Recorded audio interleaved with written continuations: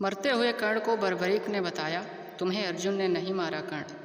कुरुक्षेत्र की रणभूमि रक्त रंजित हो चुकी थी। चारों ओर युद्ध की विभीषिका फैली हुई थी। सूर्य अस्ताचल की ओर बढ़ रहा था और कर्ण, जो वीरता और दानवीरता का प्रतीक था, धरती पर घायल पड़ा था और उसका रथ धंस चुका था। उसका धनुष टूट चुका था और कवच कुंडल पहले ही दान में जा चुके थे और अब उसका जीवन धीरे धीरे समाप्ति की ओर बढ़ रहा था। दोस्तों, वीडियो में आगे बढ़ने से पहले चैनल को लाइक, कमेंट, सब्सक्राइब जरूर करें। तभी एक शांत पश्चात की ध्वनि सुनाई दी। कर्ण ने कठिनाई से अपनी आंखें खोली और देखा।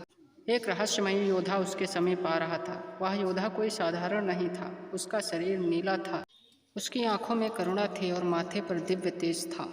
वह था बर्बरीक, भीम का पौत्र और घटोत्कच का पुत्र, जो श्री कृष्ण के वचनों के कारण युद्ध में भाग नहीं ले सका, लेकिन संपूर्ण युद्ध को ऊंचे टीले से देखता रहा। कर्ण ने धीमे स्वर में पूछा, तुम कौन हो? बर्बरीक मुस्कुराया और बोला, मैं वह हूँ जिसे संपूर्ण युद्ध देखने का अवसर मिला पर भाग लेने का नहीं। मैं बर्बरीक हूँ। कर्ण ने गहरी सांस ली और बोला, तो तुम सब देख रहे थे, तो क्या बताओ, मैं अर्जुन से हारा? बर्बरीक कुछ देर चुप रहा। उसके मुख पर गंभीरता थी पर साथ ही करुणा भी। कर्ण का शरीर कांप उठा। उसकी आंखों में सत्य जानने की जिज्ञासा थी। तो फिर मुझे किसने मारा? कर्ण ने धीरे से उत्तर दिया। बर्बरीक बोला, तुम्हें धर्म ने मारा, तुम्हें समय ने मारा। अर्जुन तो मात्र एक माध्यम था। कर्ण की आंखों में प्रश्न थे। बर्बरीक ने बातें आगे बढ़ाई। जब तुम रथ के नीचे उतरे तो चक्र रथ में फंस गया। तुम निहत्थे भी थे।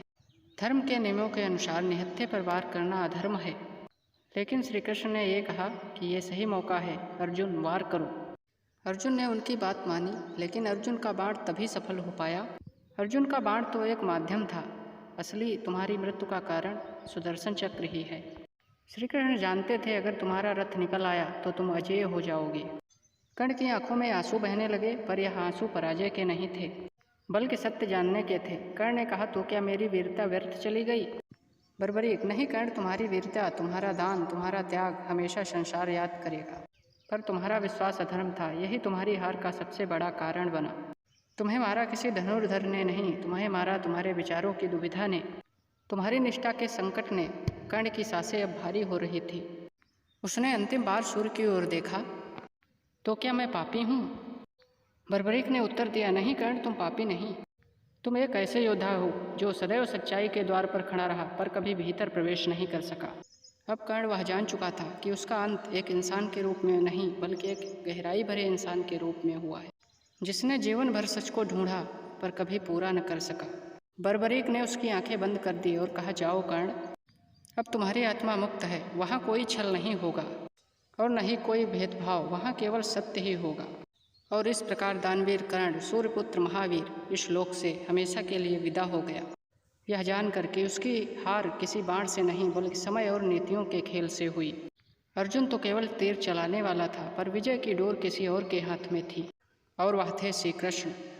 दोस्तों, आज की कहानी बस इतनी ही। आगे मिलते हैं आपको नई कहानी में। तब तक के लिए देखते रहिए हमारा चैनल, और अगर वीडियो पसंद आया हो तो हमारे चैनल को लाइक और सब्सक्राइब जरूर करें। धन्यवाद।